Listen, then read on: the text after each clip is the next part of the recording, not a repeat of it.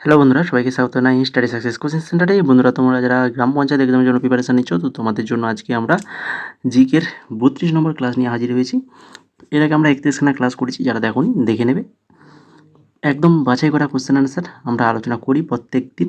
প্রতিটা প্রশ্নের বিস্তারিতভাবে আলোচনা করা হয়, শুধু প্রশ্ন উত্তর নয়, প্রশ্ন উত্তরের পাশাপাশি বিস্তারিত আলোচনা থাকে। তো যারা আগের ক্লাসগুলো দেখোনি, মিস করে গেছো, তো দেখো ডেসক্রিপশানে প্লেলিস্ট রয়েছে, এক এক করে ক্লাসগুলো দেখে নাও। আর যারা আমাদের চ্যানেলে প্রথমবার ভিজিট করেছো, সাবস্ক্রাইব করোনি, তো সাবস্ক্রাইব করে রাখো। আমাদের চ্যানেলে বর্তমানে এমটিএস, জিডি এবং এই গ্রাম পঞ্চায়েত 3টে এক্সামের জিকে ক্লাস কিন্তু চলছে, ঠিক আছে? তো যদি দেখতে চাও তো প্লেলিস্ট রয়েছে, আগের ক্লাসগুলো দেখে নেবে। আর চ্যানেলটাকে অবশ্যই সাবস্ক্রাইব করে রাখবে। আর আমাদের টেলিগ্রামে চলে যাবে, ওখানে কিন্তু আমাদের ক্লাসের ফ্রি পিডিএফ প্রোভাইড করা হয় আমাদের টেলিগ্রামে। আর তোমরা যদি গ্রাম পঞ্চায়েত বা আমাদের ওয়েস্ট বেঙ্গলের যে কোনো এক্সামের জন্য এই টপিক ওয়াইজ জিকে পিডিএফটা যদি নিতে চাও, তো প্রাইস রয়েছে মাত্র 29 টাকা, যেখানে 9500 প্লাস কিন্তু জিকে কোশ্চেন রয়েছে। আমাদের হোয়াটসঅ্যাপ নাম্বার 6294528484, এই হচ্ছে আমাদের হোয়াটসঅ্যাপ নাম্বার। এই নাম্বারে মেসেজ করো, ডেমো দেখতে চাইলেও মেসেজ করো, টেলিগ্রামেও ডেমো পেয়ে যাবে, ঠিক আছে? তো চলো এখন শুরু করি আজকের ক্লাসের ফার্স্ট কোশ্চেন কী রয়েছে দেখো। জাতীয় যুব দিবস কার জন্মদিনে পালন করা হয়? জাতীয় যুব দিবস এটা পালন করা হয় কার জন্মদিন? না হচ্ছে option number B, Swami Vivekananda. স্বামী বিবেকানন্দের জন্মদিনে কিন্তু জাতীয় যুব দিবস পালন করা হয়। তার জন্ম তারিখ কবে? 12ই জানুয়ারি দিনটি প্রতি বছর কিন্তু ভারতের জাতীয় যুব দিবস হিসেবে পালন করা হয়।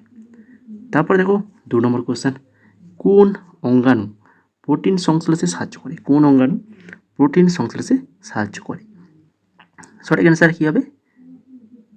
সঠিক অ্যান্সার হবে অপশন নাম্বার ডি, রাইবোজোম হয়ে যাবে সঠিক অ্যান্সার। প্রোটিন তৈরির কারখানা হিসেবেই কোষের রাইবোজোম কাজ করে, ঠিক আছে? তারপরে 3 নম্বর কোশ্চেন, কোন আইনের মাধ্যমে গণপরিষদ গঠিত হয়? গণপরিষদ কোন আইনের মাধ্যমে গঠিত হয়? না হচ্ছে 1946 সালের ক্যাবিনেট মিশন পরিকল্পনা। 1946 সালের ক্যাবিনেট মিশন পরিকল্পনার মাধ্যমেই কিন্তু গণপরিষদ গঠিত হয়। 1946 সালে ক্যাবিনেট মিশনের প্রস্তাবের ওপর ভিত্তি করে ভারতের সংবিধান রচনার জন্য গণপরিষদ গঠিত হয়েছিল। তারপরে পশ্চিমবঙ্গের রাজ্য পশু কোনটি? বলো দেখি পশ্চিমবঙ্গের রাজ্য পশু, আর তোমরা কমেন্ট করে জানাবে পশ্চিমবঙ্গের রাজ্য পাখি, ঠিক আছে? তো এটা সঠিক অ্যান্সার হয়ে যাবে কি না হচ্ছে মেছো বিড়াল হয়ে যাবে আমাদের পশ্চিমবঙ্গের রাজ্য পশু। রাজ্য পাখি কি হবে সেটা তোমরা কমেন্ট করে জানাও। কানপুর 1857 সালের মহাবিদ্রোহের সময় নেতৃত্ব দেন কে? কানপুরে 1857 সালের মহাবিদ্রোহের সময় নেতৃত্ব কে দেন? নেতৃত্ব দিয়েছিলেন হচ্ছেন নানা সাহেব হয়ে যাবে সঠিক অ্যান্সার। তার সহযোগী হিসাবে সেনাপতি তাঁতিয়া টোপি গুরুত্বপূর্ণ ভূমিকা পালন করেছিল, এটাও মনে রাখবে। তার সহযোগী কে ছিল, এরকম কোশ্চেন আসতে পারে। তারপর দেখো পরিব্রাজক গ্রন্থটি কার লেখা? পরিব্রাজক গ্রন্থটি হচ্ছে স্বামী বিবেকানন্দের লেখা। এটি স্বামী বিবেকানন্দের প্রাচ্য ও পাশ্চাত্য ভ্রমণের অভিজ্ঞতার উপর ভিত্তি করেই এই বিখ্যাত গ্রন্থ। তারপর 7 নম্বর কোশ্চেন, ভারতে কত সালে কিষাণ ক্রেডিট কার্ড অর্থাৎ KCC শুরু হয়েছিল? কিষাণ ক্রেডিট কার্ড কত সালে শুরু হয়েছিল?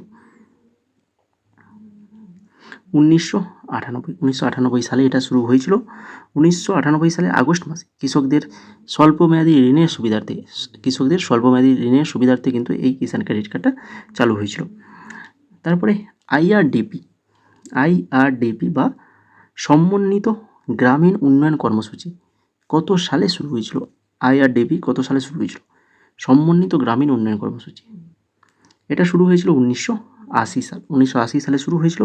1978 সালে পরীক্ষামূলকভাবে শুরু হলেও 1980 সালে 2রা অক্টোবর এটি আনুষ্ঠানিকভাবে সারা দেশে রূপায়িত হয়।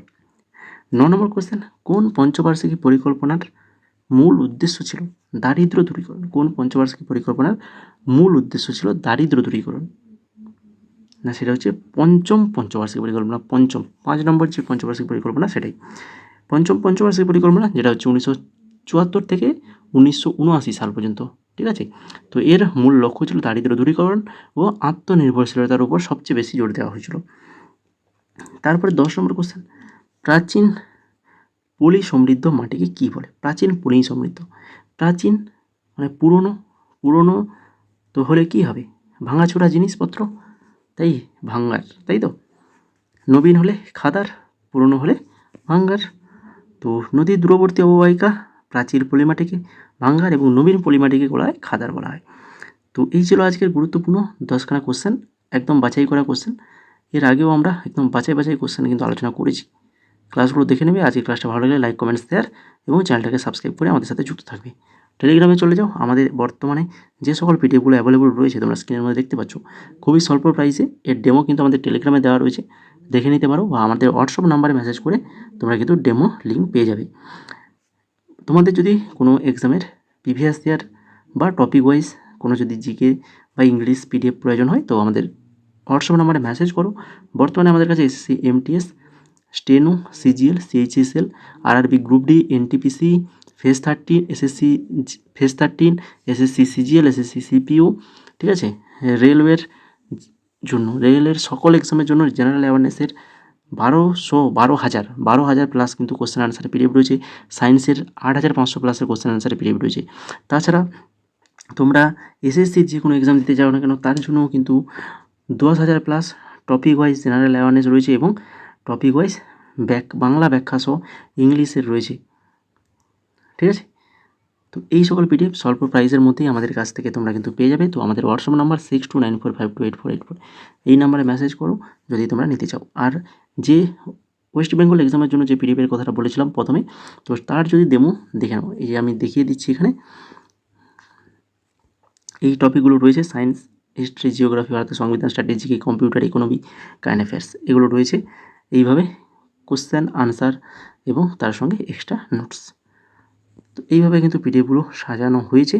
তো যদি তোমাদের প্রয়োজন হয় বা পছন্দ হয় মনে করছো, তাহলে আমাদের হোয়াটসঅ্যাপ নাম্বারে আজই এখনই তোমরা কিন্তু মেসেজ করো, ঠিক আছে। স্বল্প প্রাইসের মধ্যেই পিডিএফগুলো তোমরা কিন্তু সরাসরি তোমাদের হোয়াটসঅ্যাপ নাম্বার, তোমাদের যে হোয়াটসঅ্যাপে মেসেজ করবে ওই হোয়াটসঅ্যাপেই কিন্তু পিডিএফগুলো পাঠিয়ে দেওয়া হবে পেমেন্ট করার পর, ঠিক আছে।